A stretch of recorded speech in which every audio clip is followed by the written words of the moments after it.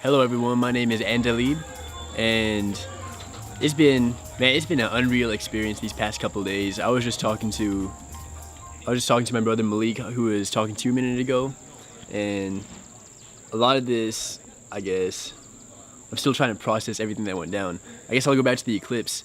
That really felt, when we said it felt like a moment out of time, was the way that we put it on the poster. That really was how it felt, because for that moment when everything went dark, everything got cold, the sun disappeared right behind the moon, you could see it lined up perfectly, the total eclipse.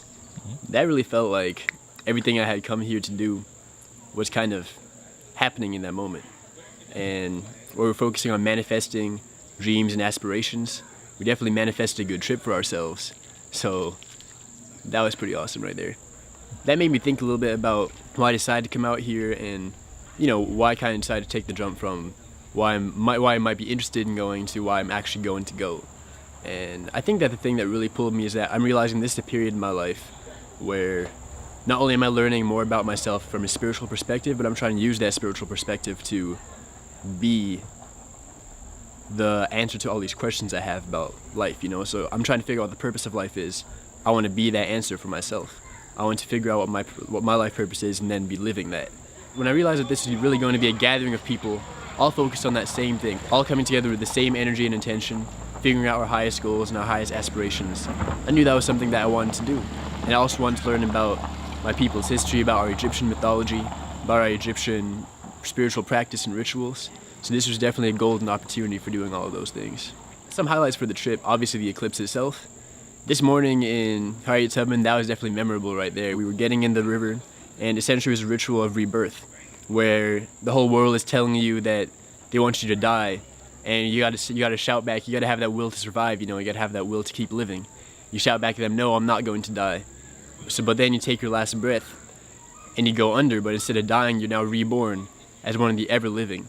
And I really thought that was a cool symbol, a really cool symbolic moment for what we're trying to do. That instead of wanting to focus on getting rid of the negative things of ourselves, we're trying to focus on transmuting those into something we're really trying to achieve in this life.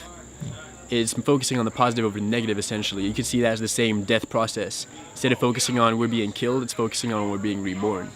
There's been a lot of cool metaphysical meaning like that for sure throughout this trip. If you talk to Brother Ankh, Ned or Ankh, he knows a lot about that. He was telling us earlier about how every time something happens, especially in such a spiritual space like this, it's not an accident, it has a metaphysical meaning.